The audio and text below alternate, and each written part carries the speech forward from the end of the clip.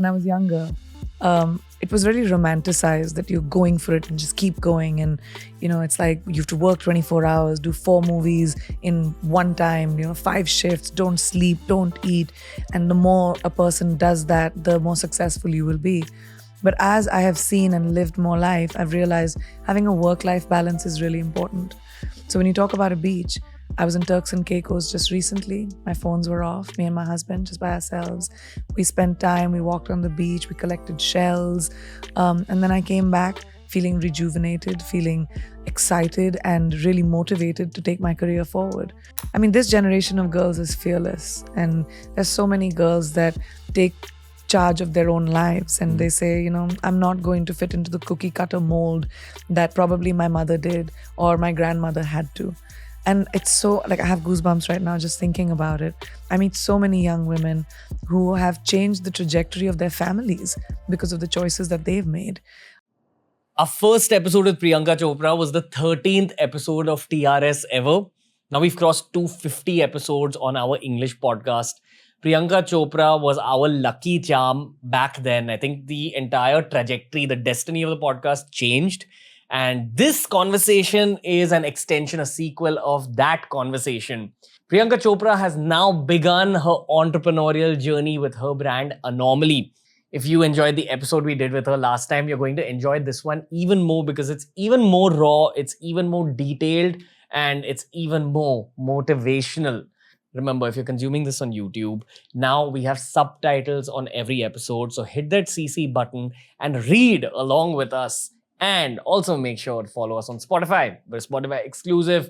Every episode's available on Spotify 48 hours before it's available anywhere else in the world. Priyanka Chopra returns on the Ranveer Show in a new avatar, a new flavor. The new TRS is here.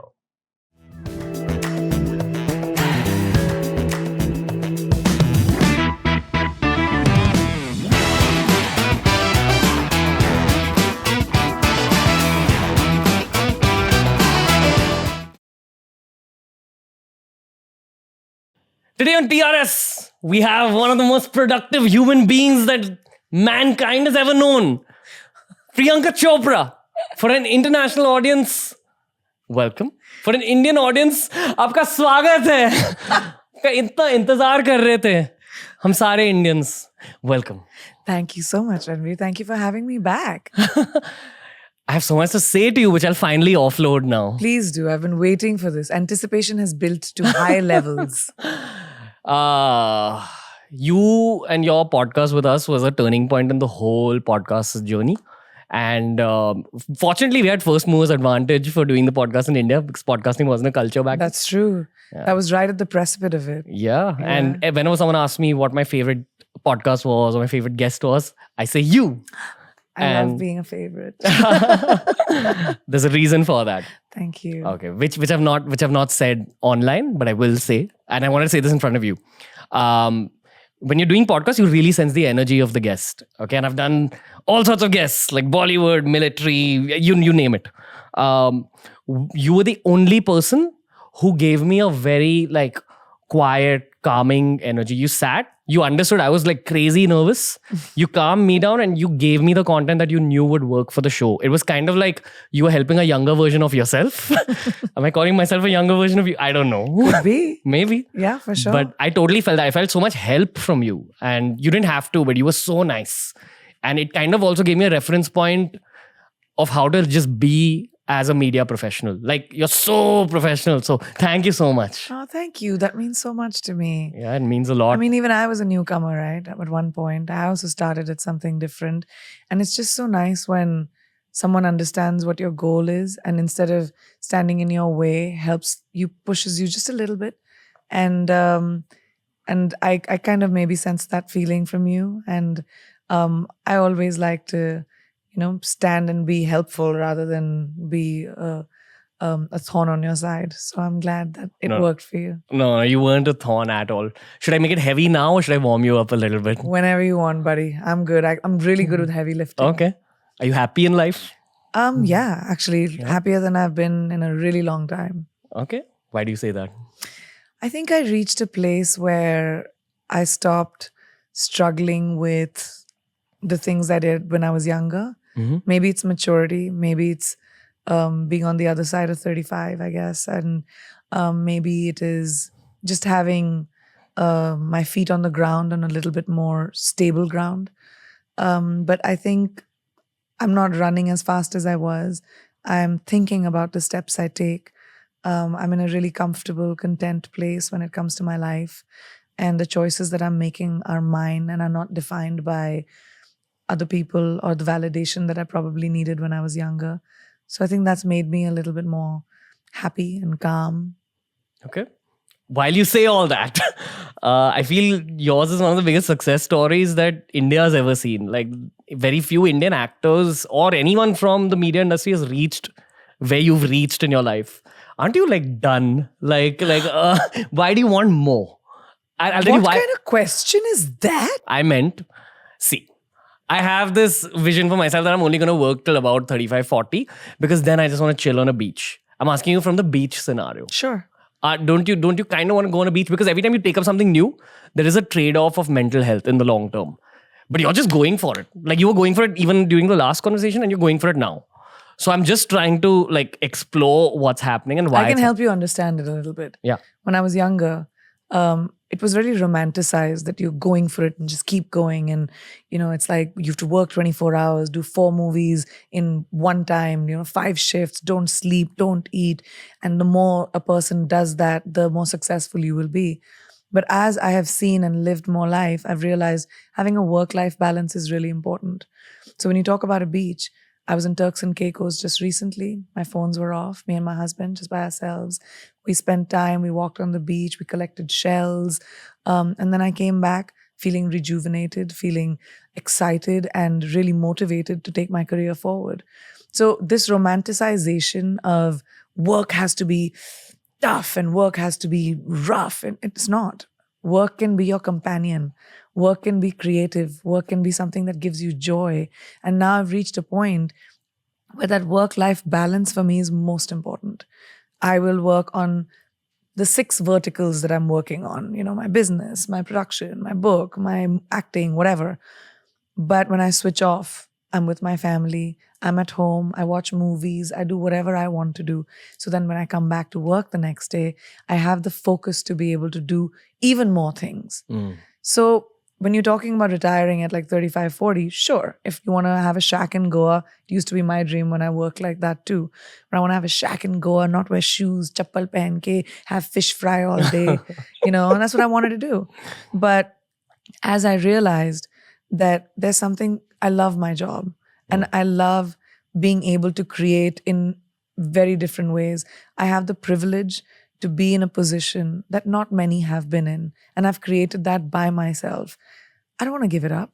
And I don't want anyone to take it away from me. It's my legacy for my children and for the future generation that may not have even seen the potential of something like that for themselves. Why would I give it up? Again, I feel you're helping a younger version of yourself. Sure. Somewhere in some other universe. I like deep sea diving. Let's go. Okay. What you want to know about one of my favorite new hobbies? Yeah. It's watching really old episodes of Koffee with Karan and then seeing how everyone's trajectories were in life. Yeah. And my favorite episode, one of my favorites was the one you did, I think, with Arjun Rampal in season 1. Oh my gosh. Even I don't even know what was I like then? You very different. How old must I? When was that season? 2004? Holy, wow. Would you like to know? Yeah. As a podcaster. Yeah. I want to know. I can't even. 2004, that means that's 1 year into me being an actor. Yeah. I feel you're even different from like 3 years ago because lots has happened in those 3 years. You're even more chill now. Yeah. Like I can feel that. Yeah.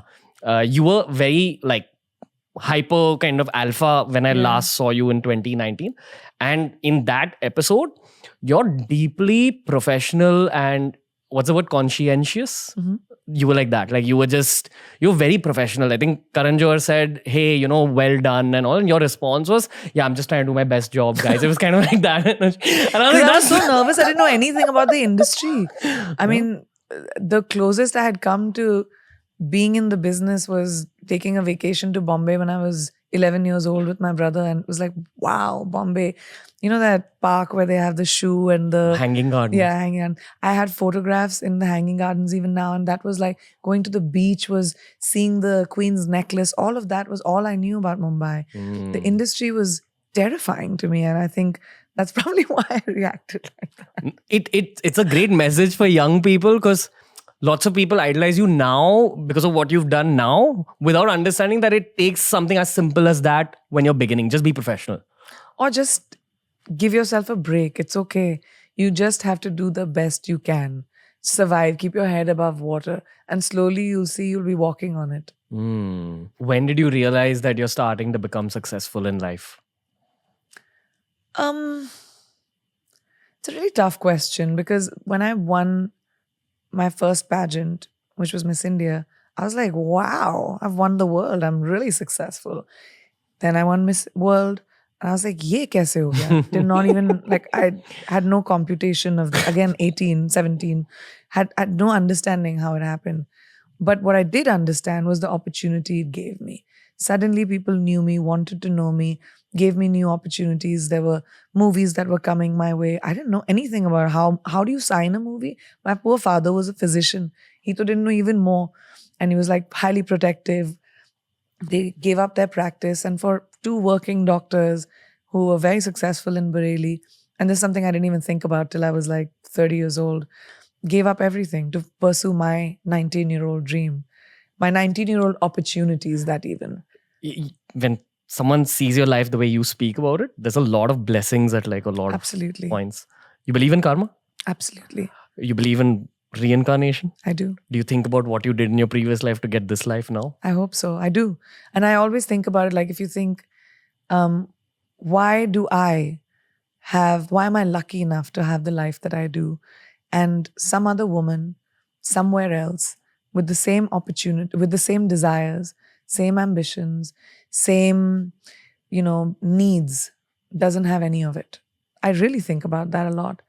It makes me feel like there must be something I did right. I wake up every day with a sense of gratitude, and I wake up every day with wanting to give back, whether that's with the person that is standing right next to me, or whether that is a life choice that I might make. But giving back, I think, is so crucial when it comes to being grateful. I'm highly grateful for everything that I have. And I do think that maybe I did something right, that I've been blessed with the opportunity of having the life, being born to the parents that I was, being able to have the opportunity of making my own choices, having agency in my own life. If you think about women around the world, so many don't have that. Like, complete choices are made for themselves. But my parents told me, you have to have your opinion. What a privilege. Yeah, that's a part of the blessing, being born Absolutely. to those parents. I mean, that's Yeah. the biggest one probably. Yeah, completely. Wow. Okay, hold on. I gotta take my thoughts and just put them together. I made you speechless. No. Okay. With this whole journey, and this is a question that's been sent in from a lot of people who I spoke to before this chat. I want to tell you that you inspire men, women, everyone. It's not about you just inspiring women, okay? But I think you've shown a lot of women possibility. Like, an entire generation needed to be shown possibility, which has happened through people like yourself, who's supposed to be born exactly in your age bracket to set the tone for like 80s born, 90s born, 2000s born. I absolutely agree. I was talking to somebody else about this yesterday, a young actor who was talking to me. And I really did say that my generation of women changed the trajectory of the next generation of women. My co-actors, female co-actors, that fought to be the face on the poster, that fought for agency in the movies that a lot of women didn't get before us, just opened the doors for the generation after us. And I think not just for women, but people, our generation and every generation will always have a prototype that'll be better than us, because we have change the landscape, right? Yeah. And that's a huge responsibility on all of us. Like I remember Mary Kom being one of the first female-led films. Yeah. And now That so did- many films are That did female-led. commercially well Yeah. at that time. Yeah, I Yeah. remember. A mainstream female-led. Mainstream female-led. And now there's so many female-led films. Like, and that's the thing, like, that's another, sorry, not to put you on the spot, but films are films. Yeah. And we still talk about female-led films as female-led films. We don't say that's a male-led film. This person's film, Amir Khan's movie, oh, we're watching a male-led film today. No, I hear you, but I'm also talking on behalf of the Indian masses. Completely. But that's, as a vocabulary, we need to change that. Female athlete, female politician, female actress. Why? Actress, politician, athlete. What is your message for... Okay, I'm going to ask you, what's your message generally? And what's your message for girls? And I'm also going to give you a supplemental point and say that this is not the end of the podcast. One at a time. This is not the end of the podcast, PC. There's so much more to unpack. But I actually do want to ask you a message for young, ambitious women out there. My sister, my girlfriend, my friends, everyone had this exact question for you. That what's the message for the girls who are starting out their careers or who are trying to climb? I think it can be very scary. This generation of girls is fearless, and there's so many girls that take charge of their own lives and they say, I'm not going to fit into the cookie cutter mold that probably my mother did or my grandmother had to. And it's so, like, I have goosebumps right now just thinking about it. I meet so many young women who have changed the trajectory of their families because of the choices that they've made. I think my message would be that there's a lot of noise around us. Narratives. Yeah. And people that tell us to be a certain way, that people that tell us that, I was talking the other day about someone that when I went to convent school, I had this thing called moral science, a subject called moral science, which taught me how, women should be seen, not heard. The lengths of our skirts, how we should sit with our legs. There's so much that is being told to women that to be a good girl, you have to be a certain way. Good girls don't make history. You know what I mean? Bold girls make history. Bold people make history. So if you want to be the lead actor of your movie, which is your life, you've got to take choices that might be contrary to what you've heard. And that empowerment may or may not come from your parents, may or may not come from your family or boyfriend or whoever you're around. It comes from you. And that no one can do, I, again, was lucky maybe because my parents gave me that. But I try to remind young girls specifically that if you don't have that, if you don't have that encouragement in your home, try to find it in your gut, because no one's going to fix your life but you. Or try to find it from content. And I'm not just speaking on behalf of... No, it's true. It is really true. Try to find inspiration from people that inspire you. I have been inspired every day by collaborators that I work with. The reason I take new steps is because I see someone else doing something new and I'm like, wow, yaar, ye kitna acha idea hai. Kaise kiya is insaan ne? But I don't just sit with that. I think about meri zindagi mein wo naya idea kya hai? What can I do that'll make me feel how I feel about this person? It's about that feeling. It's about imbibing from the people around you. And it could be someone you admire on television. It could be someone in your class. It could be someone that you work with. But when you see something that you admire about someone, imbibe it. All this is exactly why I love that you're taking up entrepreneurship as your next step, like very actively. You've been an entrepreneur in the past, but here you're going like all out and saying that, okay, this is like the next big step. I also feel that people my age, but actually younger than me, Gen Z, deeply entrepreneurial. Everyone wants to start like their businesses. And I'm sure you see this difference between like 80s and 90s born people and then the next one. How did this entrepreneurship thing start, PC? Like, where did it start and how far do you want to take it? I don't know. I don't think about the future. I'm not someone who... I plan for the future, but I don't think about how far I can go. I mean, who knows what my future holds for me. But what I can think about is my present. And like I said, I like to imbibe from people that I know. You know, So- your future is so bright that there's conspiracy theories about you that you've made deals with the devil to achieve this level of success. That you're a Why? satanic worshipper. And that's why Horrible. It's that level of success that Oh, you reached. should you be very upset with me, huh? Sorry, but go on. No, I just think that, like I told you, I like to imbibe from the people around me. When I was becoming an actor, I didn't know anything about acting. So I used to sit and watch my co-actors. I used to sit and watch why they did what they did. So this came from a really funny thought. My mom, as soon as I turned 30, she's entrepreneurial. She's a doctor. She created her own business. But as soon as I turned 30, she sat me down and she said, look, you're in Bollywood. Your shelf life is over. You know, all these 50-year-old actors only want to work with the girls in their 20s. So after 30, you're not going to have a job very much. You know, just like you have to start planning for your future. So what about making your own movies? You know, starting production. And that, at that time, is really funny considering I'm 40 and I'm still have a very active acting career. But it was foresight on her end in an industry which kind of told women that, you know, when you're 30, sorry, you're too old. So I started getting interested in production, just thinking about the fact that I was going to lose my day job. And then that became really interesting to me. The business of entertainment started becoming really interesting to me.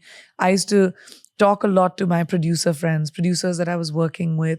What are the choices they make? How are movies made? So you have a cost of production. You have to recover your cost of production to make profit. So I started getting into what margins look like and just understanding that. And that was fascinating to me because it's so creative. There are so many ways to be able to create something. And I think once I started doing production and I started working in America, I knew my manager happened to be a venture capitalist and she was really into tech and stuff. So I was very interested in, and at that time she was just a collaborator, but I really got interested in investments. And I started with small investments in little things. And then those things became really big, like Bumble. So when I brought Bumble into India, I mean, Bumble changed the dating scene in India, especially for girls. And that just showed me the power of being able to have a new idea.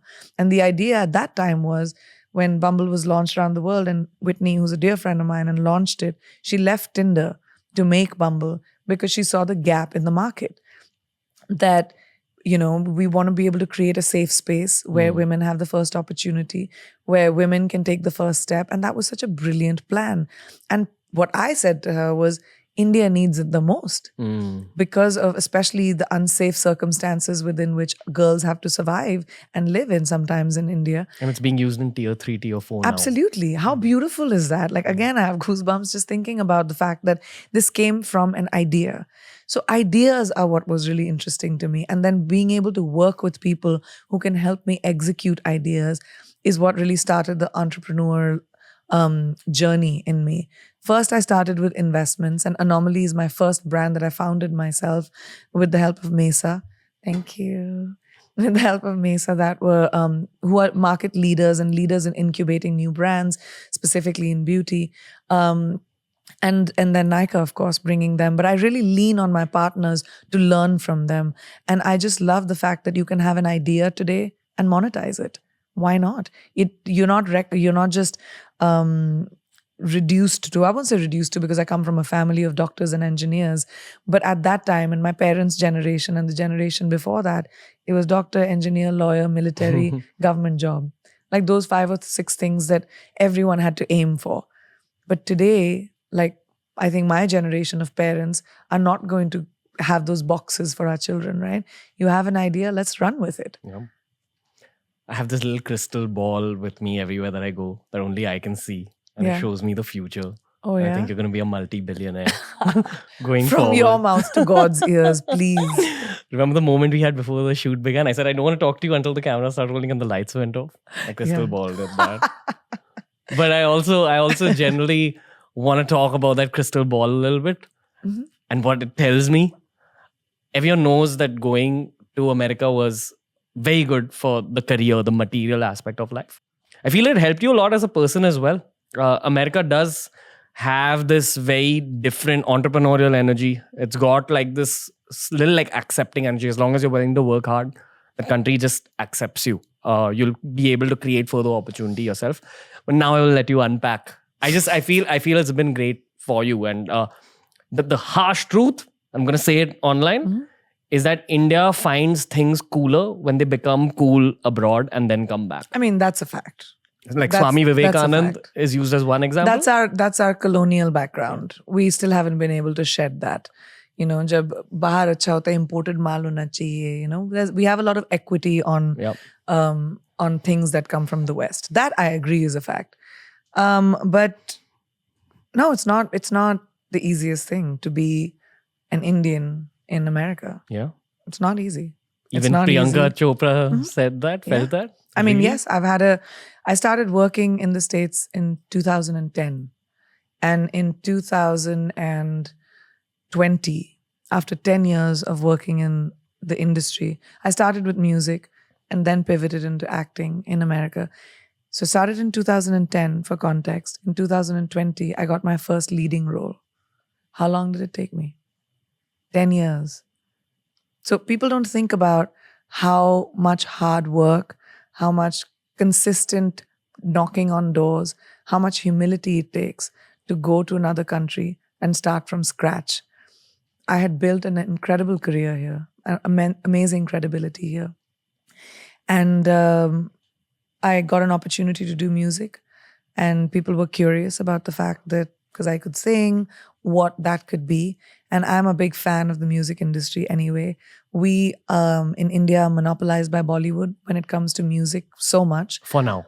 I hope so. That we've not really been able to bifurcate into pop music or pop culture when it comes to music. It's still very niche. So I was really a big fan of like music and musicians, and very excited about that opportunity. Went there, worked with the most incredible musicians, and quickly realized that I'm not as good as them, and I should go back to my day job. I'm very astute when it comes to, I don't lie to myself. I'm very honest to myself. So I did the music. I love the music that I did for myself, but it wasn't my standard of excellence. It was good. It was fun. Played on the radio. It was successful. Sold a lot of CDs, but it wasn't my lane. And that made me want to dabble in acting as well and see if there was an opportunity there. But it required me to strip every single thing that I knew in India and the laurels that I had achieved in India, the awards that I had won, the movies that I had done, the box office successes that I had seen. It required me to walk into rooms with extreme humility and introduce myself to people, to take my show reel and say, this is the work I have done. I would love to work with you. I would love to see if there's an opportunity with you. I remember I've done so many small roles in big movies in Hollywood. But that's what it took for me when I started here too. A lot of people used to say to me, oh, she's left doing Bollywood movies to do small roles in Hollywood. It started with every new actor starts there. You have to start with from the beginning. And I don't sit with that, if I'm successful in one country, then everyone in the world should treat me like I'm a queen. It doesn't work that way. So Which is the case for a lot of big stars most in people. our Most country. people, I don't know about that, but most people expect and anticipate that if you're treated a certain way or if you're making a certain amount of money in a certain country, you're going to be treated the same way because everyone is waiting in Hollywood to cast you, right? They're just waiting for Priyanka Chopra. We were just waiting for you to come only, Priyanka, to change the trajectory of movies. Of course, Hollywood is not the same without you. It doesn't work that way. You have to go, you have to pound the pavement, you have to walk in, you have to be rejected, you have to audition, and you have to work around the culture of a new country. And that was so hard. I had to swallow the humility pill, and I was willing to do that hard work. And then 10 years later, I finally got my leading role in a movie. I finally got the same remuneration as a man, which I never did in Bollywood. I have never got the same check as my male co-actor, even if my part is the same, even if I've held the movie as much as I can. Finally, I got it in 2021 after 21 years of working. So it seems like, oh my gosh, America was so great for you and Hollywood was awesome. But the tears that it took when you move to a new country with no friends, no family, working with people that don't know you and don't know what you are able to achieve. When I first started doing Quantico, my co-actors did not understand the hoopla around me. They were like, who is this person? Like, why are you, the lead of that was the first time I got a lead role in a television series. And they just couldn't understand why. And it required me to just, be humble and say, I'm okay. This is a new environment. It's easy to go, fishing from your boat, but when you have to go deep sea diving, it's a completely different thing. Yeah. So you have to learn according to your environment. So no, it wasn't easy. It was very hard. It took a lot of sweat, tears, and blood from me to finally be able to reach where I have reached. So when you say, I don't want to pass off the work that it took to get there and the time and the commitment that it took to get there. But look at you now. Look at me now. But I'm still at the beginning. That's what I'm saying. It's the first movie that I'm doing with as a lead part. Who knows where else I'll go? Again, the mainstream narrative though on you is that things have just gone upwards. So I love that you're saying this. Because I'm not someone who talks about my struggles too much. Why don't we talk about your struggles a Let's little? do it. Let's do it. Okay. You have to ask me the questions. Did people try jeopardizing your career here, there, at any point? Because that's the one thing I'm slowly learning about success. Like the moment you start climbing that ladder, there's too many people who don't like that you're climbing the ladder and try pulling you down. I don't know. Unfortunately, I feel like in India, we've been taught that mindset. We are not people as a people. Very few of us are happy for somebody else's success. Because again, I think my hypothesis, and I don't know, I'm not someone who's an expert on the field, but my hypothesis is that, we were colonized till 1947. I agree. We've not even been 100 years. We've just about been our own country, our own people. It's divide and rule, but on an emotional level. Exactly. And our generation has to recognize that. Our generation has to say, hold on. Why is my natural instinct when someone is successful is to be jealous? Why is my natural instinct when someone is successful to be envious? Why is my natural instinct not saying, wow, you've done so great. Let me add on to this person. Let me push you forward because then you're pulling me forward. There is such a strength in numbers, which we don't recognize. If we only collectively banded together and supported other successful people in our fields, we would be unstoppable in the world. We are 1/5 of the world's population. But we've never been able to take our own stand because of that reason. I feel this is something we can learn from the West.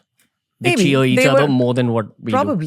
Probably. I don't know about where that learning comes from, but I just like you, I've also had people wanting to jeopardize my career. Like what take used to away happen? from, I don't know, take away from work, make sure that I wasn't cast just because, I was doing well in what I was doing. But that's not what I don't sit and wait and harp on. I mean, maybe I'll cry one night or the other when an opportunity was taken away from me, but I don't sit in the shit, You can sit in the shit and then you'll start smelling of it.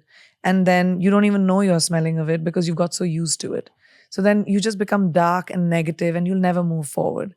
You have to shut off the noise. There are many people that will want to pull you down, but don't focus on that. Focus on the one person that believes in you. Focus on the light, little sliver of light that you might see, a little bit of inspiration that you might see. And that's the hardest thing to do because you're bogged down by baggage. You're bogged down by shackles of people holding you down. So you have to really push forward. And that's just individual. Do you have that inside of you to fight that fight for yourself? Or are you going to wait for somebody else to do it? That's an individual choice. Let's talk about that little sliver of light. Yeah. I don't know how else to put this, but is that God for you? Is that the higher power? I mean, a lot of it is. I really do believe in destiny. I believe in, I'm someone who has a lot of faith. I pray a lot. How do you pray and what do you pray for? I do puja almost every day. I do But what's gratitude. What's your interaction with the higher power? Thank you. And It starts with thank you. It starts with thank you for my health, thank you for my life, thank you for my family, thank you for my lifestyle, thank you for my ability to be a nice human being, to be a grateful person. And then I'll ask for a few things too. What are you asking for now, PC? Manifest it. I don't know. I mean, I don't know. I don't think that I believe. Listen, a lot of people believe in the secret and the vision board and all of that, but it's not something that ever worked for me. I tried it. I had a vision board. I put shit up on it, and I was like, okay, this is what I want to achieve. But I didn't focus enough on it for it to work. For me, what has always worked is having the small next dream. The next step. So that you always have to take a step up in the ladder to be able to get to the top. You can't get to the top by flying up. Yeah. Human beings don't fly. It's a way of saying manifest something achievable. Yes. And then slowly you'll turn around and you say, oh, whoa, look at this legacy I've created. But if you have unachievable dreams, something that seems too out of the ordinary, then you're waiting for a miracle. And miracles don't happen very often. You have to create it for yourself. So what's the next step in your big dream? So if you want to buy a car, say for example, you have to figure out how much it's for. So अगर 100 रुपए की कोई चीज़ खरीदनी है आपको, तो वो 100 रुपए आपको बनाने पड़ेंगे. So you have to work backwards from your goal. So if my goal is one thing, I'll work backwards. And what is the first step in that goal? I'll take that. Then the next step in that goal. And slowly you'll buy your car. What would you like to change about this whole journey till this point? Is there anything you'd like to do differently? Yeah, I'd like to tell my younger self not to have stressed out so much. I used to have a lot of anxiety around losing my job, losing my position. Losing time. That's never time. Because that's a very, very common thing now with What do you teenagers, with college. Everyone's afraid that they're getting too old when they're 18. I mean, I'm not afraid at 40 of getting too old yet. Yeah, well, that's your glass ceiling for you right there. What do you mean? I mean, you're telling yourself you're too old at 18. It's like everyone's aging. That's the one thing as a fact we know, birth and death. That's going to happen to all of us. You have to age. You have to, that's something to really come to terms with early on in your life. I feel aging feels really nice. It makes you feel It's very normal. chill. Why are we putting so much equity on aging? That's the one thing we know that is going to happen. What is the stress around it? You're gonna get older. I mean, yeah, I feel like I did when I was still 18, but I'm going to get older. And who am I right now at this age is what's important. What is my best opportunity at 18, at 25, at 35, at 60? Who is it that you want to be?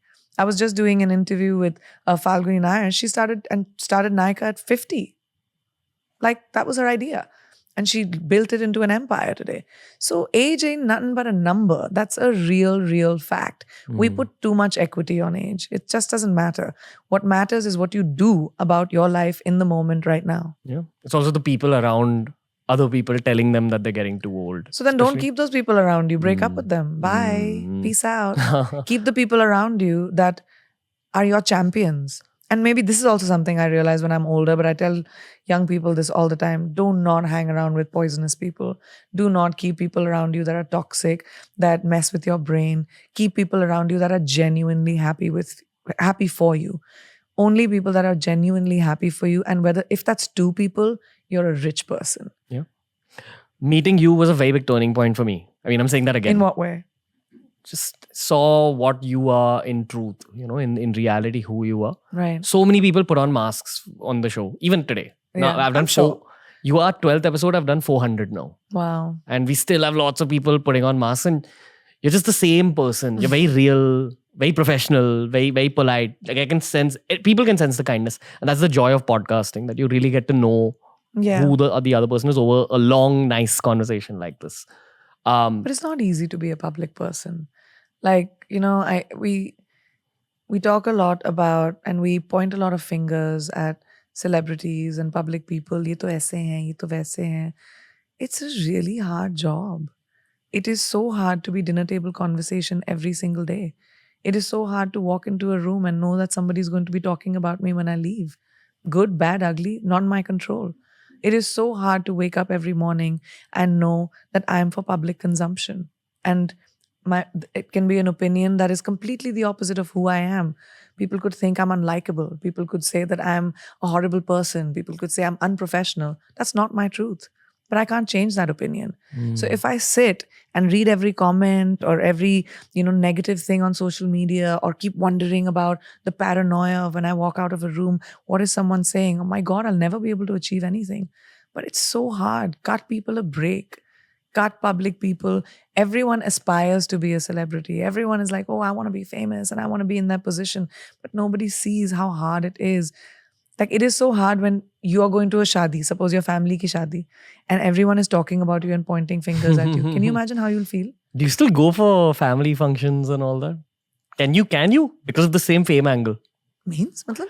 You've reached like this level of fame. I can't imagine So, you. you're saying I'm not going to dance on the barat of my brother's wedding? Maybe. No, Maybe nahi bhai, of course. My cousins, my brothers, family is most important to me. My fame is a byproduct of my job. It does not define me. My fame is not my job. It's very clear to me. I am not famous for a living. I work for a living. And fame comes with it. So it's not something I can control. Yeah. That's something that's thrust upon me. The reason I'm asking you such like incisive questions is, again, I'm trying to learn like here. Yeah. Like you're setting the bar for other media professionals. And that's what I meant the last time as well.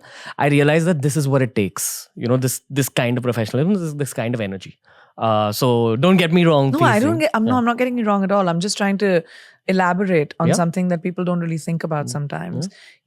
Public people, even though you're seeing a celebrity or someone every day on like billboards or magazines, there's still a human being behind them. They also like to eat paratha and achar. They also like to sit we also like to sit in a palti and dance at the barat of your cousin and make sure that you get, great food. And the desires of a human being is the same. The needs, or at least the people that I know. I keep my friends, my family. I'm a very grounded person. I come from the ground and I'm going to stay there. And the day I behaved a certain way, my mom would put a tapli on my head and say, come back to earth, buddy. Does it happen now? Because I don't need it. I don't come from a place of arrogance. Okay, gotcha. I never did. I mean, I may have had a little bit of that when I was in my early 20s, where I was like, wow, I'm famous. Everyone knows me. And then quickly I realized when 6 of my films flopped that it doesn't last, buddy. You have to consistently keep working. So I never rest on my laurels. That's your downfall right there. All right. Too much to absorb here. I do have one final Too much gyan. You always make me give gyan. This is great. That's how we get the views. Gyani ban gayi hu main. Thanks for the views, PC. So anyway, views are like drugs for YouTubers, but True. Okay. So here's my honest question in terms of success. I genuinely mean it when I say that, like, in the modern day, you're one of the most successful human beings on this planet. After seeing so much success, what have you understood about the meaning of life? What has life become after that? Like, why do you have to keep going? Why can't we all just go to beaches or meditate or become monks? You can. Okay, what's your meaning of life? I think the meaning of life is having purpose. We're born and we'll die. What you do in between that is your legacy. And if your legacy is, walking with sand between your toes and living in a shack and being happy and meditating, sure, it's an individual choice. Success is very subjective. To each person is their own. My success might be completely not attractive to somebody else's success. So the equity that we put on, you're the most successful, one of the most successful people on the planet, whatever, great. That's my version of it. But somebody else's version of it could be completely different. But I really believe that what your purpose in life and what you do between birth and death is what counts. So the pursuit of anything else is just futile. The pursuit should be, what am I doing in my life? What do I want to do in my life? Who do I want to be? Who do I want to touch? What do I want to create? Do I want to create? Or maybe I don't want to create. And all of it is fine, as long as you're at peace with the choices you make. So make choices that make you feel peaceful. Gotcha. All right. PC, another epic episode. Any signing off notes? Well, the only thing I'll say is the one thing you didn't talk about was I'm very excited about the multiple things that I do, but the one thing I'm really, and the reason that I've come back, and I really wanted to come back to Bombay, but launching Anomaly in India really helped me, have a reason to come back right now, because abhi to ghar bhi nahi hai mera Bombay mein. You always have a home in Yes, Bombay. that is true. PC. Bombay mera ghar hai. Pura Mumbai mera ghar hai. But, like becoming a founder was terrifying, because that's not what I do. It's not something I knew. But creating hair care, understanding why do I want to get into beauty, makeup, skin, which one should I do? What is the gap? That learning of creating a brand, which I'm so proud of. And not for the fact that, oh, I've created a beauty product, but the fact that I found a white space which I could create a product that you would have spent 5 times more money to buy. And the Indian new consumer is very aspirational. We want to take care of ourselves. We want to look our best. We want to get the best brands in the world. We're aware, especially that Gen Z that you're talking about. But we're also aware about what we're putting in our systems. We want to eat good. We want to try good stuff. So I'm very proud of Anomaly because it hits that trifecta. It's sustainable. We make all our packaging from 100% recycled trash, from ocean-bound plastic to landfills. So we pick up trash and we create these bottles. And because we're making our bottles from plastic trash, we didn't spend too much on it. That gave us more of a budget to have really excellent formulas. And when you use it, you will know. Please keep a bag for Ranveer. Looking forward. We'll be bathing in some Anomaly tonight. Yeah, you will. And another thing is that marketing has always told us men's hair care needs and women's hair care needs are different. Hair is made of the same stuff. Don't fall for this marketing thing. Anomaly is for anyone who has hair on their head. Please use... and also the fact that it is clean. It has none of the bad stuff that usually formulas and shampoos do. If you read the ingredients of any shampoos, you'll see things like... sulfates, silicones. Like that stuff should not exist in your shampoo. Mineral oil exists in shampoos. Mineral oil goes into your car. Why is it on your head? Can you imagine what it is doing to your scalp and your system? It's crazy. But to be able to create something which is clean, affordable, sustainable, and excellent at the same time is something I was really, really proud of. And when we brought it to Nykaa, we, on the first day, sold 1 Anomaly product every 7 seconds. And that just was amazing to me. And then we had repeat customers. And in the last 3 months, we're the top 10 hair care brands on Nykaa, and they have like some 400, 500 hair care brands. So it just makes you feel really proud of the fact that you've made something good. And whenever you make a good movie, it's the same feeling. Or when you have a good podcast. Like this one? Like, yeah, like this one, hopefully. Like, yeah, man, I did something good. So it's a really good feeling. Yeah. Priyanka Chopra sharing her blessings with the world. That's all I'll say. I'll say one more thing though. Yeah. I think it's just the beginning of your business career and you're gonna like really flourish. That same energy is gonna enter this. And it's my crystal ball. And it's telling me the truth. Right it's telling me the truth.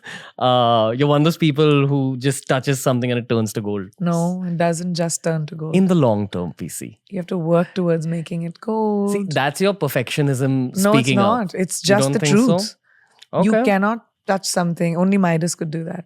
You cannot pick up something and say, oh, it's going to be great. It took 1.5 years of research, of trying Anomaly on my friends, my family, my team. They were all my lab rats, sitting and thinking about what the font should be, where the rose gold should be, should the trash be up front, what the smell of it should be.